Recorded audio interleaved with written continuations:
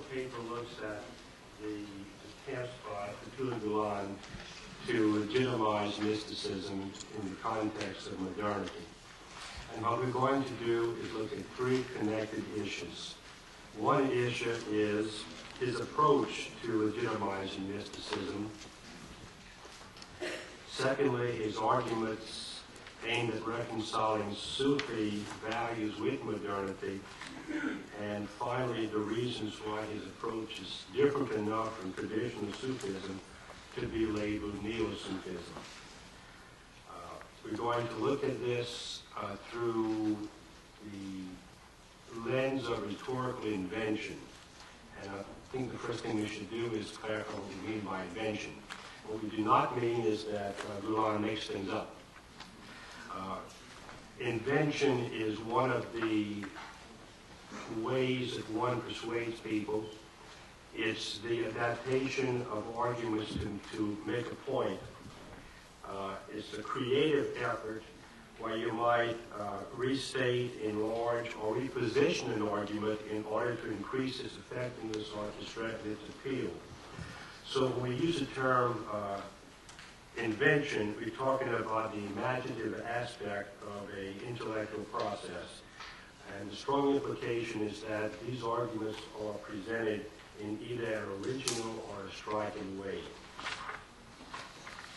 We should be using inventional techniques, I think, especially to look at Gülen, because in the first place he says that in today's world, persuasion has replaced force as the engine of human affairs. And invention is a key element in persuasion. And there's two reasons really why this is so. In the first case, one way is almost automatic. It's unforced. Sufis are mystics that try to establish a direct personal connection with God.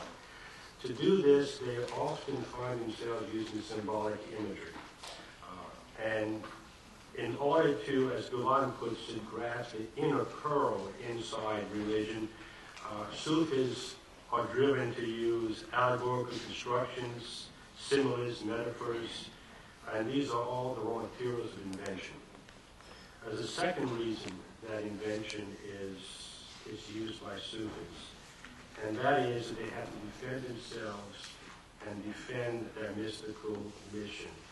And the uncomfortable fact is that as soon as Sufism appeared as an identifiable current, it had to fight for its place within Islam.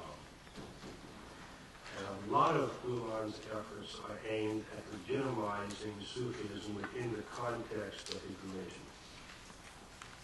Now, why would this be the case? In the first case, although you can go to Hadith and find a lot of justification for Sufism, the connection between Sufism and the Quran is very, very tenuous. Based entirely on one passage in the Quran, which goes somewhat like this: the friends of God, for them there is no fear, neither do they grieve. Now, the problem with this quotation is that although Sufis call themselves friends of God, they didn't do this in the beginning. Their organization didn't exist in Muhammad's lifetime, or for a considerable time after.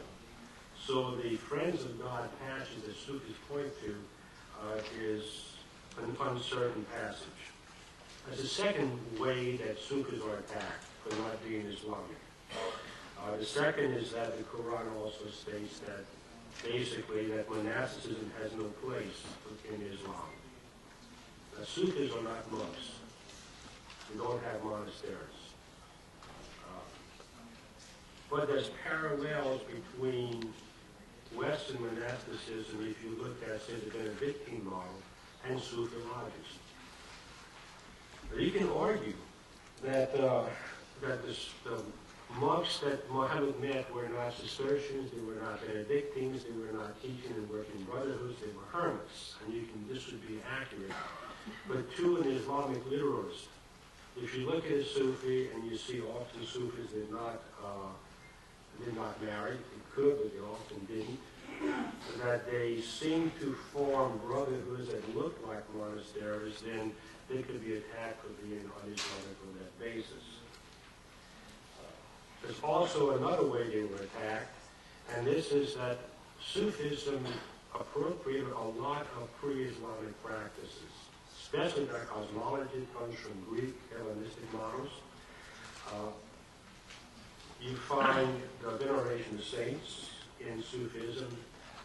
You find other elements that come from previous practices, previous mystical practices very often, and they could be charged with not being truly Islamic, that they are somehow going back to a pre-Islamic world. And there's another charge that really is a difficult one for Sufis to reject. And this is as a kind of an automatic built-in wildness to mysticism. And what I mean by wildness, of course, is that once you start having personal connections, personal experiences with the divine, it's very hard to go back and listen to someone give a routine theological definition of what God is or how you should act. So once you get into mysticism, you become somewhat unreliable. The second part of this is very often the mystical experience is not put in the normal way that a theologian would want your religion to be placed. It's often very shamanistic. I'm thinking here, if you read Loyola's autobiography, he sees creatures, multiple-eyed, snake-like creatures. How do you reconcile that to Christianity?